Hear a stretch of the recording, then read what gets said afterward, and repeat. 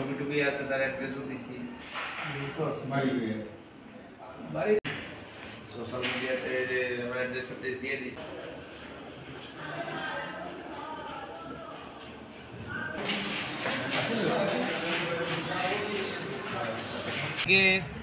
দেশে বিহার রাজ্যের নির্বাচনের ফলাফল বেরিয়েছে, তাতে তো জয় পরাজয় থাকবে।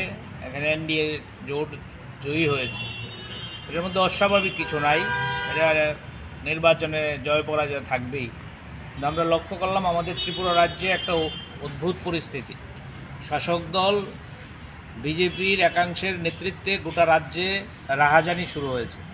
কোথাও পার্টি অফিস জ্বালিয়ে দিচ্ছে, কোথাও কারোর বাইক জ্বালিয়ে দিচ্ছে, পুকুরে বীজ দিচ্ছে, রবার বাগান জ্বালিয়ে দিচ্ছে।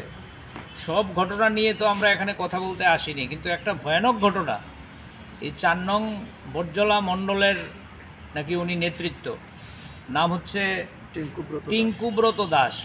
উনি এখানে অ্যাপার্টমেন্টে থাকেন লিচু বাগানে, শুনলাম, আমরা ঠিক জানি না। এই ভদ্রলোক প্রকাশ্যে সিপিআইএমকে হুঙ্কার দিচ্ছেন, বলছে সিপিআইএমের সমর্থকরা সাবধান হয়ে যান, আপনাদের পিঠের চামড়া তুলে নেব, আপনারা ভালো থাকবেন না। আপনারা যদি আপনাদের হুঁশিয়ার করে দিলাম, এখন থেকে যদি সাবধান না হন তাহলে আপনাদের পরিণতি ভয়ঙ্কর হবে। এই কাজ আইনের শাসনে চলতে পারে? এই কাজ আমাদের ভারতবর্ষের সংবিধানের নিয়মে চলতে পারে? আমরা সোশ্যাল মিডিয়াতে দেখলাম, এটা ভাইরাল হয়েছে, হাজার হাজার মানুষ এটা নিন্দা জানাচ্ছে সোশ্যাল মিডিয়ার মধ্যে। আমরা এটা দেখার পর সিপিআইএম সদর মহকুমা কমিটির পক্ষ থেকে আজকে এই টিঙ্কুব্রত দাসের বিরুদ্ধে এখানে সুনির্দিষ্ট নামধাম ঠিকানা দিয়ে আমরা এফআইআর করেছি।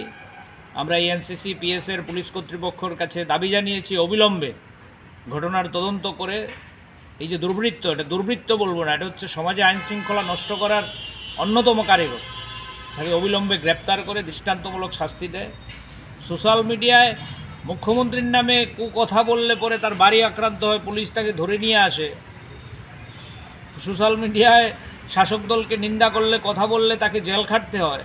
আর সোশ্যাল মিডিয়ায় হুঙ্কার দিচ্ছে সিপিএমের পিঠের চামড়া তুলে নেবে। সরকার এখন পর্যন্ত কোনো স্বতঃপ্রণোদিত মামলা নিল না।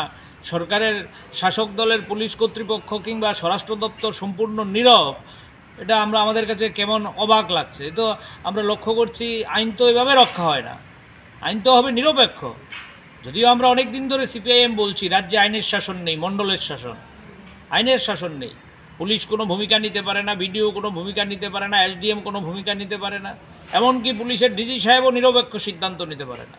সিদ্ধান্ত হয় সব মণ্ডলে, বিজেপির অফিসে। তো এই মণ্ডল অফিসের সামনে বিজয় মিছিল থেকে এই হুঙ্কার দিচ্ছে, কি আর বলবো আমরা।